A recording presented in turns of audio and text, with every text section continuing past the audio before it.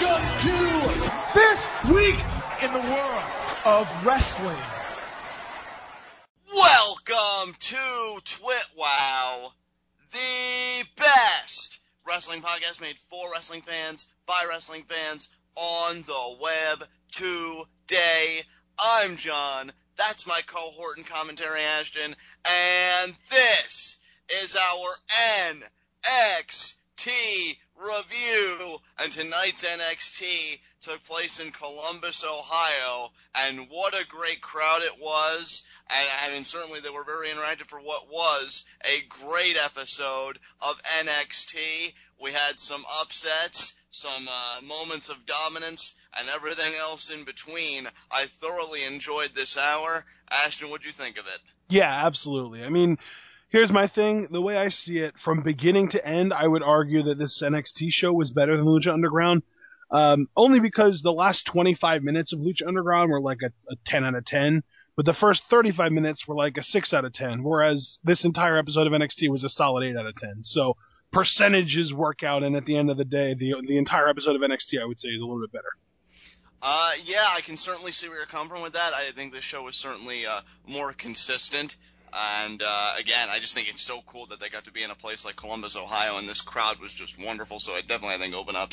Columbus isn't normally a hot crowd either. I mean, like when WWE goes to Columbus or Cleveland or really anywhere in Ohio, it's not typically a hot crowd. Or Cincinnati, I guess, would be another one, although I'd imagine they'd be hot for Dean Ambrose because he's billed from there. But, yeah, they typically aren't a hot crowd. But this crowd was very, very, very, I guess I could say interactive. I don't know. I guess they participated very, very well. Very engaging audience, I think. There you go. That's a good word. All right. Well, with that said, let us get right into our first segment, Heat of the Night. And I don't have any heats of the night tonight. I thoroughly enjoyed this hour, and I really have no gripes with it. So what about you, Ashton? Do you have any Same complaints? here, man. Same here. I don't have any heats of the night. All right, then let us roll right on through to our NXT review. And we open up this show with a very interesting opening matchup. Kalisto in singles action against Tyler Breeze. I just wonder, is this the sort of the beginning of the end of the Lucha Dragons? On NXT, I certainly think so, but commentary even made mention how they've been kind of dominant on the main roster, so I think pretty soon it's just going to be a full transition. But I didn't hear them say that the Lucha Dragons have been dominant on the main roster. I've heard them say that Sin Cara was. Yeah, I believe I heard them say that the Lucha Dragons, as a team, have been doing quite well on the main roster, because we know they've been on episodes like Main Event and such. They've been on like 2 episodes of Main Event. Well, maybe that's what they were highlighting. I don't know. But regardless, it was very interesting to see Kalisto in this setting in one-on-one action. And I think Breeze is the perfect opponent for somebody like Kalisto, so it was really smart booking here. And I think what ensued was just a really fun back-and-forth opener that the crowd was engaged with all throughout. I mean, and this is definitely a pro-Breeze crowd, heavily. But yeah, I think Kalisto looked great here. Yeah, Kalisto is amazing, and he's one of those guys who, even if the crowd isn't super hot on him to start, he wins them over before the match is even really halfway through. Yeah, you're absolutely right. He did some great stuff here. He did that springboard kind of catch at the head between the legs, Hurricane Rana type maneuver that he does. That was really cool. He did that spin out of a roll-up, kick to the side of the head. Some really great maneuverings here from Kalisto, which also lent itself to some great counter-wrestling. Because I know at one point, Kalisto tried doing another springboard-type maneuver, and Breeze caught him with a super kick, like, right in the gut. And I loved Breeze's aggression in this matchup. He was really healing it up. He, at one point, really stomped a mud hole in Kalisto. I was afraid he was going to get himself disqualified, and it was just going to be Breeze kind of vexing his frustration. Yeah, that was a Kalisto. great moment. Yeah, definitely, because you didn't know, like, wait, is this going to get thrown out? But you want to talk about great moments. Another one was when Kalisto, I think he kicked Breeze in the head. He got kicked so many times to Breeze. People were even starting to chant, not the face, not the face. And with his equilibrium off, Kalisto takes advantage. He goes to the top rope. and he hits a 450 splash. Yeah. And I'm thinking, no way, they're going to give Kalisto the upset. And they did such a great false finish here because the ref goes to 2, and I think he's about to hit 3, but then Breeze grabs the bottom rope, and he keeps his grip there.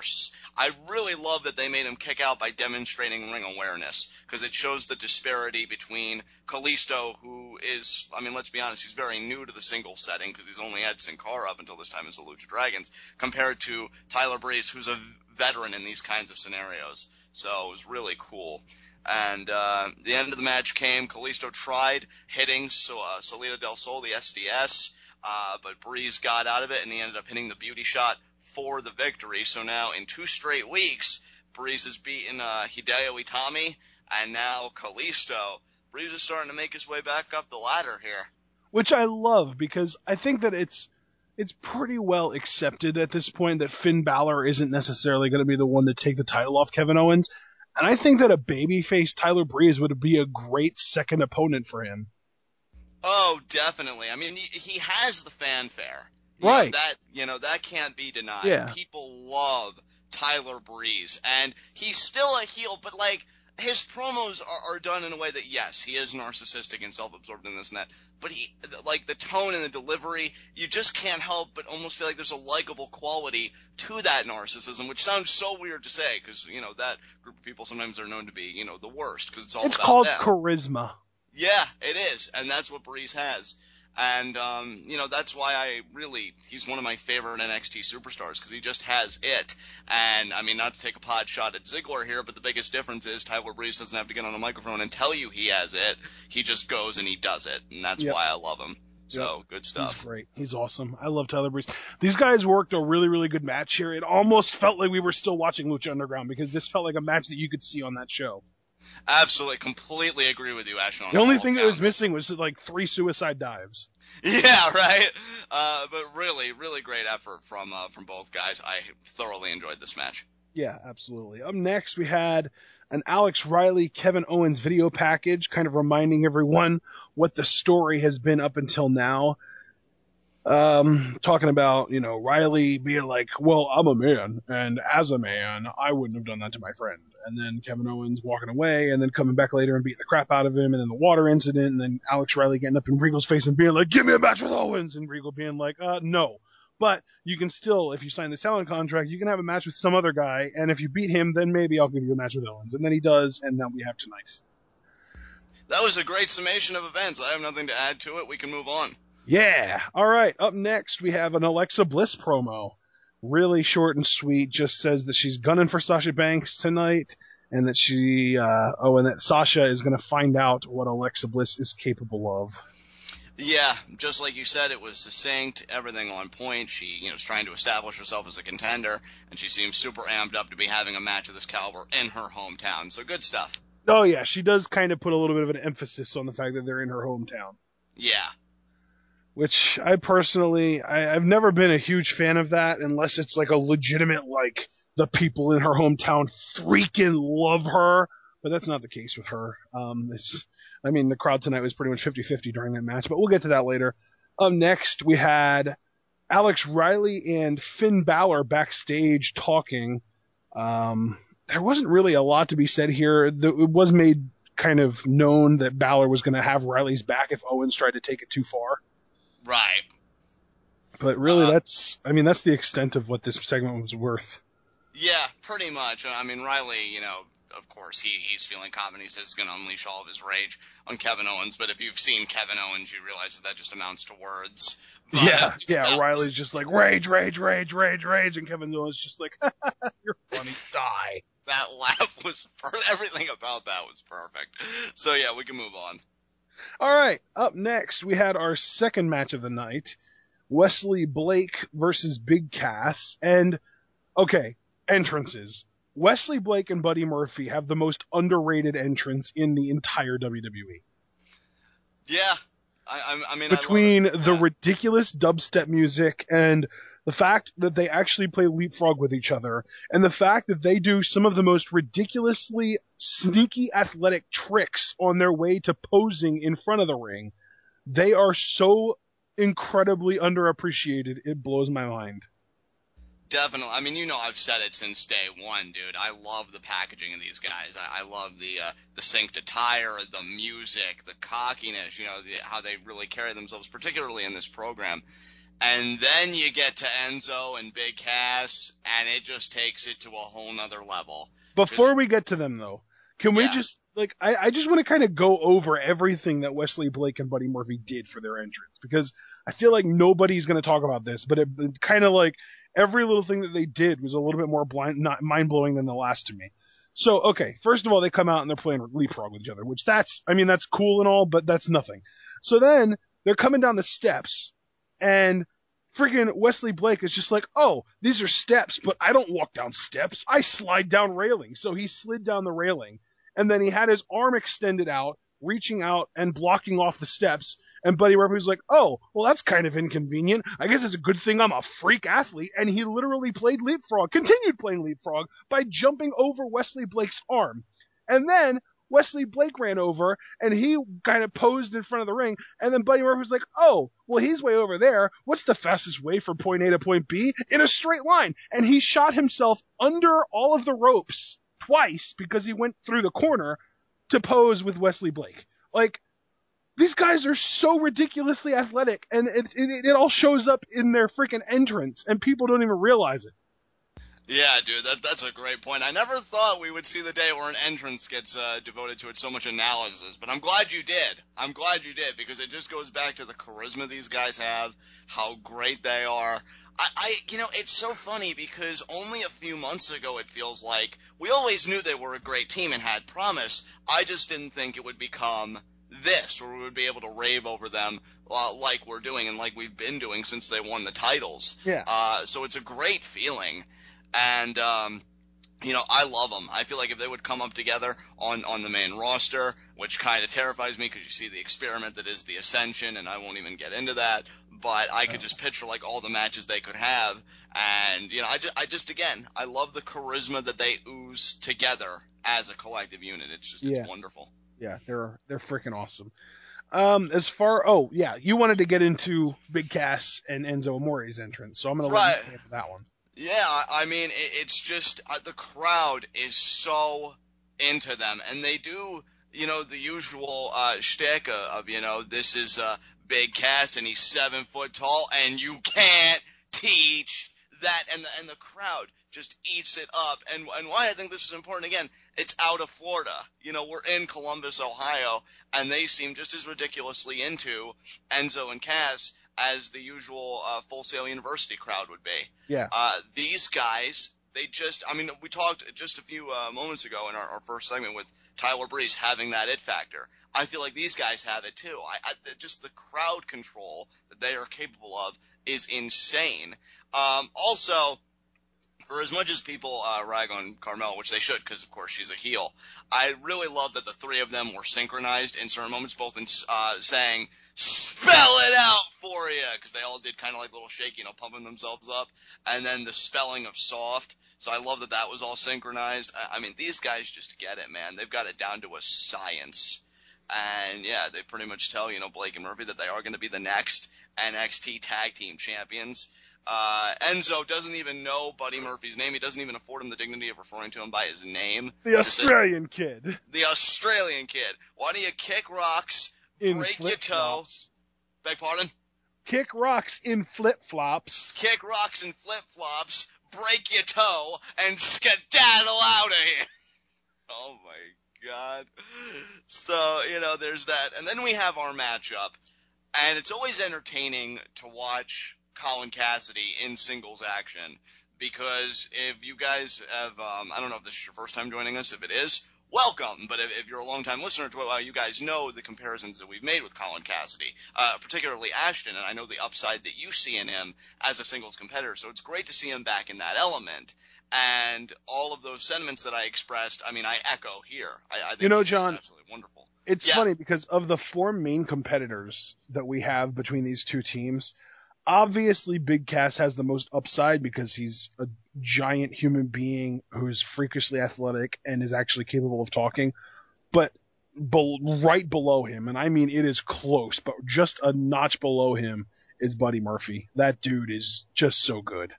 He is. I was, and nothing against Wesley Blake, because I like him too, but I was disappointed when the one-on-one matchup didn't have Buddy Murphy. Yeah. That it was going to be Wesley Blake. I cannot wait for the day that Buddy Murphy starts to get 10-minute singles matches on NXT. It's going to be such a glorious time. I mean, I don't know about 10 minutes, but he may have a singles match next week. Maybe they'll follow a similar format. It'll be Buddy Murphy versus Enzo Amore. It would be fitting, too, because Enzo Amore has disrespected Murphy. So why not? By calling him the Australian kid. Yeah, exactly. So, you could all bring that to I'm going to... Buddy Murphy. Yeah, Buddy Murphy. But yeah, he's just so, how back in 04, 05, Christian was kind of putting on the best matches every week and no one really talked about it? Yeah. That's pretty much what's going to end up happening with Buddy Murphy. And I would even go as far as to say 09 to 2010, Dolph Ziggler were doing the same thing and no one was talking about it. That's where Buddy Murphy's going to be a year or two from now. Yeah. I mean, he has such an upside. I don't think it can, really be understated how good Buddy Murphy has the potential to become if handled properly. But as far as this match goes, again, good stuff. You got your power offense from Cass. There was a great moment towards the tail end where Buddy Murphy was trying to distract Cassidy because he was, I think, preparing to execute the East River Crossing, that sitting swing bottom. Oh, no, I thought he was going to go for the soft elbow drop. Yeah, you know what? That may have been it, Ashton. Yeah, that's actually, you're correct. My apologies. It would have been the soft elbow drop. But Murphy wasn't having any of that. He gets on the apron, he provides a distraction, but then Carmella follows suit. And then I love this from Cass because he's like, you know what? Sick of your crap. And he just hits a big boot to Murphy, just taking him clean out. Yeah. But then Blake rolls Cassidy up, and the impact of Cassidy reverberating off the ropes knocks Carmella off the apron. Yep. And it seems like she, hurt her knee, whatever, that whole thing. And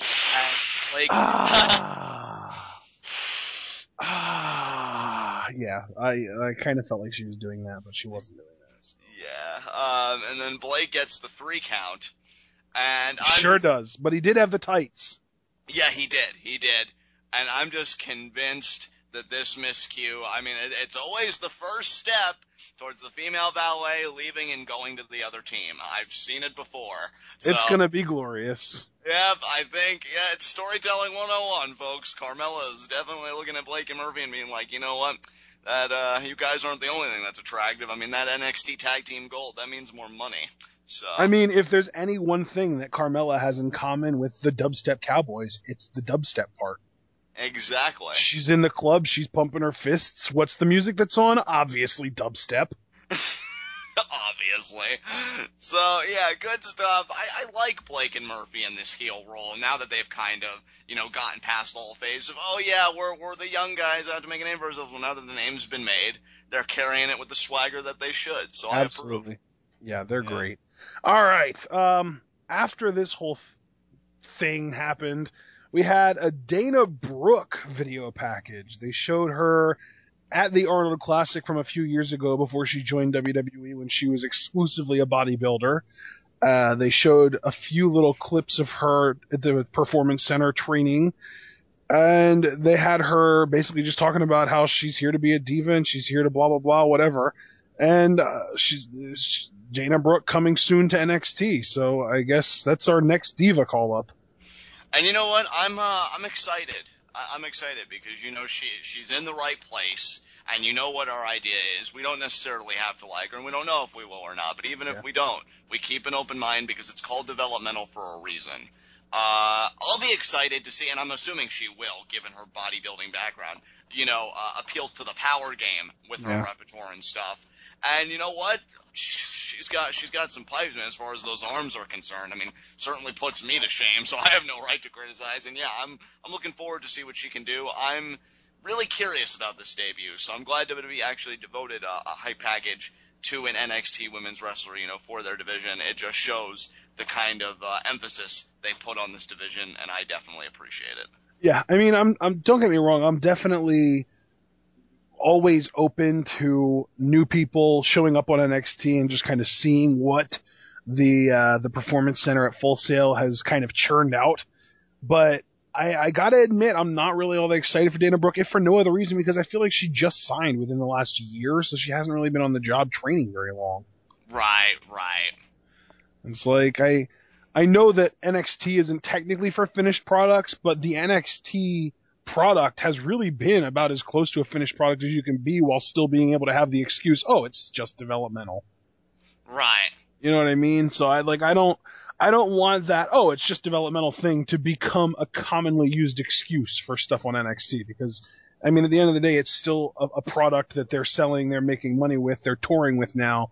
So, I mean, it's not like, it's one of those things where, like, if a video game gets thrown out to the market and they say, oh, it's in alpha, but then a bunch of people find bugs with it, it's like, if you're charging them for that, then you shouldn't be still saying that it's in alpha, because then they're just unpaid testers who are actually paying to use your game. Like, it's kind of that logic to me. Yeah, I could see what you're saying, man. I think it's the idea, like you said, they're charging money. Now they've really changed the game with this touring and everything else. And I think when you take steps like that, what you're, really telling the world, what's implied, is that your quality is worth all of that effort, that you're putting out a top-notch product. Right. And if Dana Brooke would come in and shit the bed, which I don't think she'll do, but I mean, again... Well, I mean, I can't imagine they would allow her to be on TV if she didn't have something, like... Right. If she's just this green as goose shit rookie that's not going to be able to sell a punch, I can't imagine they would allow her to be on the NXT product. She'd probably be like working house shows and dark matches and trying to get better in front of crowds, but not in front of a television audience. And it kind of makes me almost hesitant, but at the same time optimistic, because NXT, I mean, save for maybe like Bull Dempsey, they haven't really put anybody on TV that I would say is not ready for TV yet. Right. So we'll see how Dana Brooke does, and let's just hope for the best. I mean, let's see what kind of splash she can make in the division. Absolutely. Up next, we had our women's match of the night, Alexa Bliss versus Sasha Banks. Really kind of a disappointingly short match. It's one of those things where I kind of called Alexa Bliss being Sasha Banks' first real contender for the championship. But on that same note, I kind of feel like I wish I wouldn't have been right, because the more I think about it, the more I realize, oh crap, these girls are going to get like 12 minutes at a pay-per-view one day, and it's just not going to deliver because Alexa Bliss isn't capable of delivering in that kind of a setting. And, I've had some more reservations, because, I found it odd when we would watch Alexa Bliss matches. I'm like, okay, you do a lot of these maneuvers. I mean, what's your depth is pretty much what I would ask Alexa Bliss. And she seems to have improved a little bit, but, by a little bit, is that enough to deliver a compelling 12-minute matchup on a live special? Yeah, because that's my thing, is that, like, you've got a lot to live up to. Like, you've got Sasha Charlotte, Natalya Charlotte, that fatal 4-way, even Bayley Charlotte, even Emma Page. I mean, there's a lot to live up to when you start talking about women's matches on NXT live specials. And if we have to, well, I won't say have to, if we end up getting a Sasha Banks versus Alexa Bliss match on a live special, it's going to be a heck of a high bar for somebody like Alexa Bliss, who we've never really seen deliver, to reach. Right. Yeah, I mean, it's a really high expectation for these two women. And, for this match here, I will say the one thing I liked about it, because, I mean, Sasha's just so good. And there was one point she does my favorite maneuver, the double knees to the gut, and she kind of has, like, this Cobra clutch, kind of having the knee on her back, just really having that torque. I just love how she really uses the psychology, really exploits, like, a wounded body part. Sasha just gets it. She knows how to control a ring. Alexa Bliss's offense is getting a bit better for me. I love that standing, like, I guess it's double knees in the gut that she does. It looks like she's going to do like a moonsault, but then she just connects with like her feet or her knees or whatever, and that just looks pretty devastating. It's funny to me that you say that you love that, because to me that looked like a botch. Yeah, I know she's done it before. I don't know if it was a botch or not. Like, she wanted to do a moonsault, but she forgot that she was trying to do a moonsault, and she just went for a backflip and ended up landing on her feet. Right. And see, I feel like when she does the maneuver, in the past, I feel like she does kind of do a moonsault, but it's driving her knees into the person's area. And I will say, See, normally I'm not really a fan of these kinds of finishes, especially when it comes to the NXT women, because, you know, I just always love the really competitive atmosphere. But here, you know, Sasha's really punishing Alexa Bliss on the outside, and she goes to drive her face into the ring post, but Alexa Bliss evades it, and she sends Sasha into the ring post, and ultimately she gets the count-out victory. Now, I was a little bit peeved by this, because I'm like, man, I think it would have meant so much more for Alexa Bliss to get a definitive victory over Sasha to establish that contendership. I disagree. I was getting ready to say that, you know what, then I approved of it, because Sasha's been on such a tear lately that I feel like it's great that they can achieve Alexa Bliss getting in her head, getting in that realm of contendership while protecting Sasha Banks, because she is the champion, and beating her shouldn't be an easy task. Right. So really, you know, and as we'd see later in the Fallout, which we'll get to in a second, Sasha can lay claim to, hey, sweetheart, you may have gotten the win, but at the end of the day, I'm still the champion, I'm still the boss, and that all comes with a reason. So really well done. Yeah, I think that my hopes are up, because I think that the Alexa Bliss-Sasha Banks feud is going to blow off next week. I think Sasha is going to put Alexa away for good, and that's going to be it. That's going to be the final nail in the coffin. Alexa Bliss is going to kind of go back to what she was doing before, and this was kind of like her Kofi Kingston 2009 moment, and then she's just going to go back to whatever she was doing before. And Sasha's going to move on to bigger and better things, most likely some combination of Becky Lynch and Bayley. Well, it's funny you mentioned that, Ashton, because I want to take this segment, because it seems to be the most appropriate, to mention how the original billing I personally saw for NXT had Bayley versus Charlotte on the card, and it must have been a mistake, but I wouldn't be surprised if we saw that match next week with Bayley going over. So then Bayley would finally get in that contendership status with Sasha Banks, because, I mean, as great as the chemistry is between Charlotte and Sasha, and, you know, and to be fair, we have seen Sasha and Bayley multiple times. I do think I'm ready to see Bayley lace up the gloves and get back in contendership again. So, yeah, I could very easily see Charlotte versus Bayley next week with Bayley going over, and that's how we get that. So, yeah. All right. Up next, we had a Kevin Owens promo. I'm trying to remember. I feel like this was just him kind of talking down Alex Riley and then moving on to talking about Finn Balor. Yeah, I mean, really, it's almost like he's looking past Alex Riley here. He says, look, you know, he made a big mistake leaving his cushy, comfortable commentating job. And look, I get why he did it. He wants to prove to himself that he can still do this, but he can't. And tonight I'm going to show him, you know, why that is, and I'm going to end his career. And then he says, and then, you know, next week, it's the match that everybody's been looking for, including me. And that's me facing Finn Balor for the championship, and he pretty much says, yeah, I'm going to beat Finn Balor too. So Kevin Owens just feels like he's going to beat everybody. So that's pretty much the gist of that promo. Yeah, all right.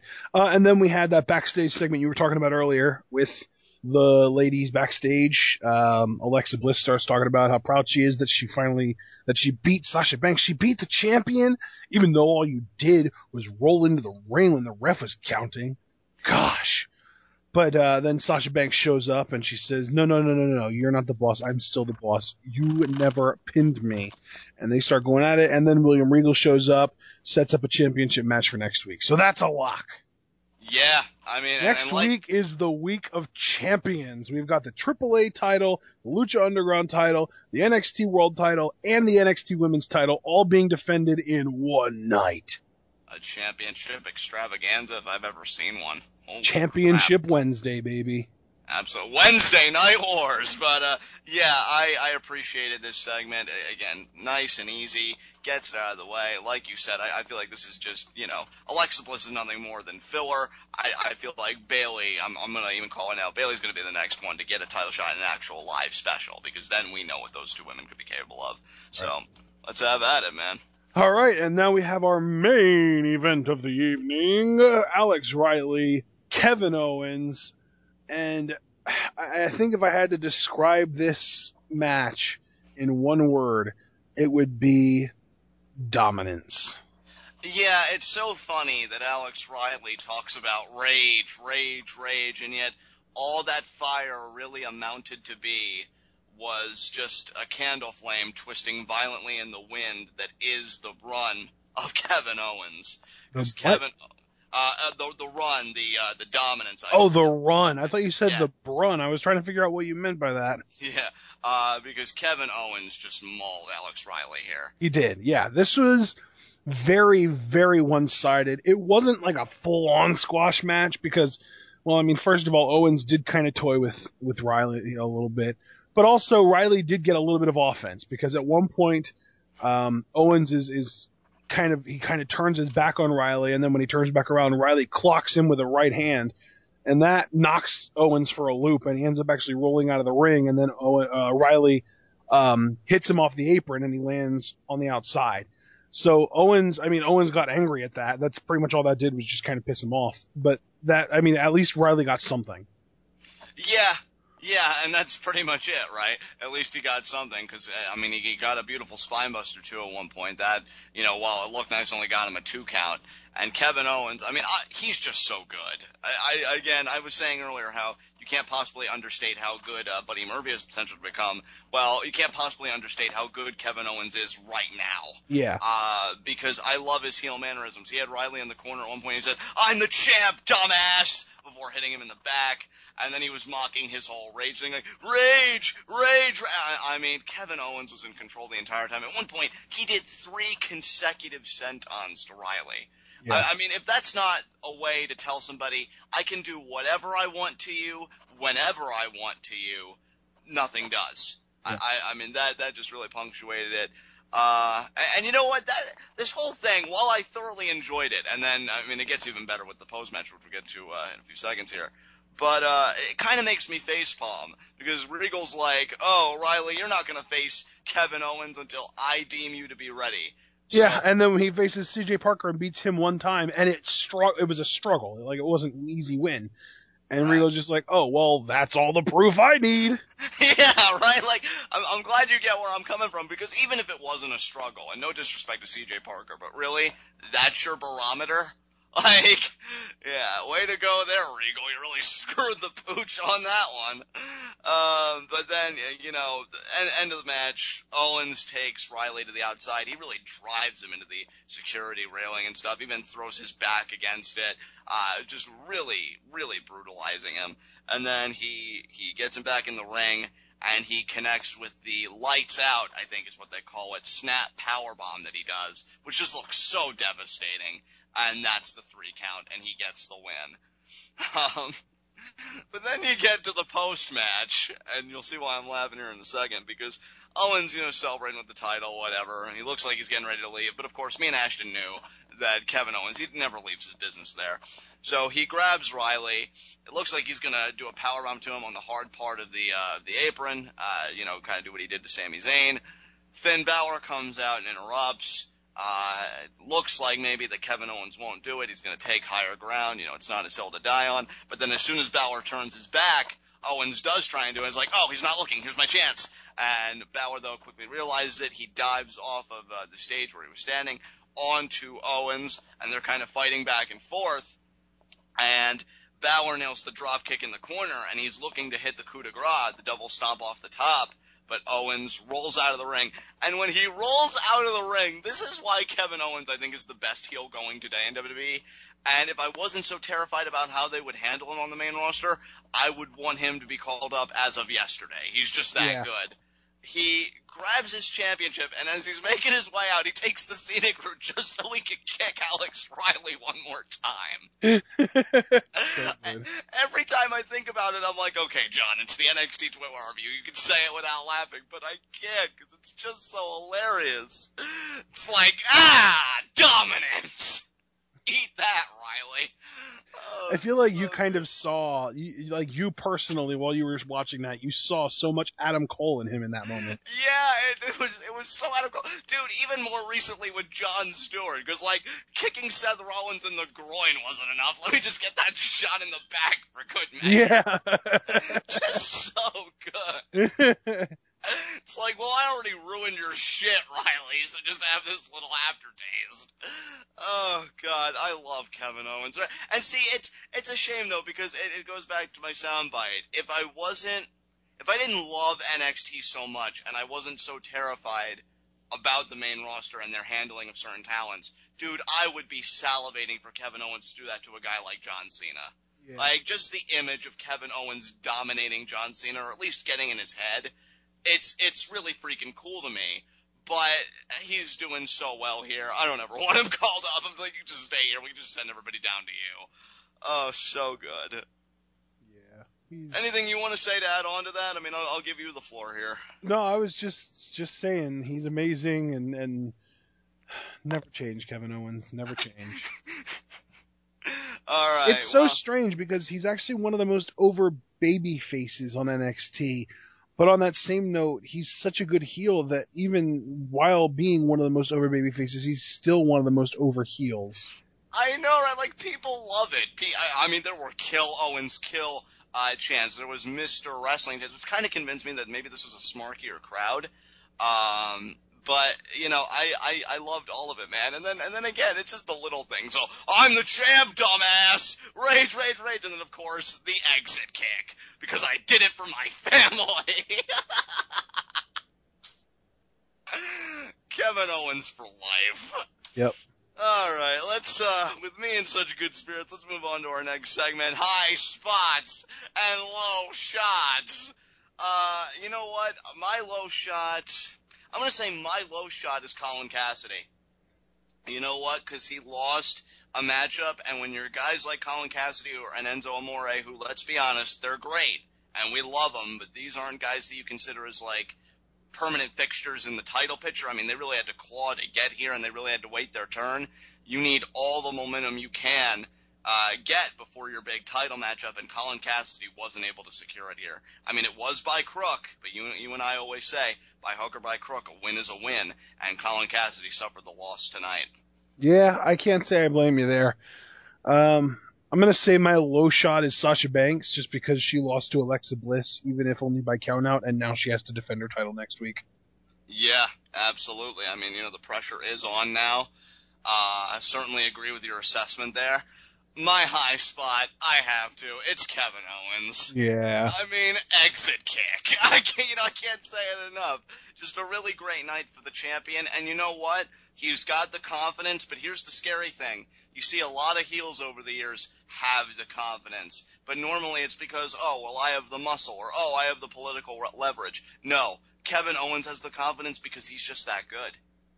And that's what makes him so great. So Finn Balor better watch himself, man, because Kevin Owens has a death grip on that NXT world title. So He is my high spot tonight. Absolutely. My high spot is Tyler Breeze, because, I mean, Kalisto's no joke. He's a very different style of competitor. He's that fast-paced lucha style, and Tyler Breeze isn't necessarily used to fighting that, but he still managed to come out on top tonight, and he now has officially started a winning streak. Yeah, absolutely. I mean, 2 in a row now. Yep. And, I mean, let's remember that a week prior, again, he beat Hideo Itami. And, again... Sure did. Breeze is starting to ascend back up the ladder, which is a great feeling to me. You know what, dude? And you know what? See, you always do this to me. You always, like, plant the seeds of great ideas, and then I nurture them, take them to their, like, radical conclusions. But now, when you said about a babyface Breeze, I would love to see these two have a backstage altercation. Maybe Owens is walking, and he knocks Breeze's shoulder. And you know Tyler Breeze. He won't stand for that. He probably thinks that Kevin Owens is the ultimate. Excuse me? See, that's what I'm saying. It would be just like that. He'd make this face like, ew, you made skin-to-skin contact with me. Ew. And it would just be like this thing. And I want to see it now. I think. And then Owens would get up in his face and be like, you have a problem? Get out of my face. You're going to rub off your Uggo on me. See, dude, it would be such a contrast because Owens is just this serious scumbag, whatever. And Breeze, yeah, he's his own brand of heel, but it's so comical and like you said, charismatic. Yep. Dude, I want to see it now. And damn you for planting the seed in my head, because now I'm visualizing it, and it's going to happen. I'm telling you, man, it's going to happen. I'm telling you, it could really work. And that's the scare. Like, I think these two could really do something memorable together. And hell, you want to talk about memorable? Sami Zayn hasn't even returned yet, and what's he gonna do? But yeah, for right now, it's Kevin Owens' yard, man. And Finn Balor may protest it, but with the run that Kevin Owens has been on, there may not be a damn thing Finn Balor can do about it. That's right. All right. Did you say who your high spot was? Or yeah, no, I just did. So you still have to say who your high spot is. My high spot was Tyler Breeze. Oh, Tyler, that's right. And then we got into that whole discussion, yeah. So, with that... Our high spots are future opponents. Oh, man, I hope so. I really do. But with that said, guys, this has been NXT. This has been TWitWoW. The best wrestling podcast made for wrestling fans, by wrestling fans, on the web, today. I'm John. That's my cohort and commentary, Ashton. Guys, be sure to comment and subscribe on YouTube. What did you think of tonight's episode of NXT? What do you think about the idea of them touring? What did you think about Kevin Owens' dominance? Just talk about the whole show. I mean, what were the highlights and lowlights for you? Be sure to take the conversation over to Tweetoff, an amazing pro wrestling group on Facebook. Also, be sure to shift the conversation over to our TWitWoW subreddit. Very cool that Ashton made that. Would like to see some activity going there. And we will see you again for our Monday Night Raw review. It is the go-home show before WrestleMania 31, otherwise known as WrestleMania Play Button, as Brock Lesnar is set to have a face-to-face confrontation with Roman Reigns. Now, we'll just have to see what implodes. Is the Beast going to just savagely destroy Roman Reigns, or will Roman Reigns indeed show that he can vanquish the Beast? Until then, tune in, peace out.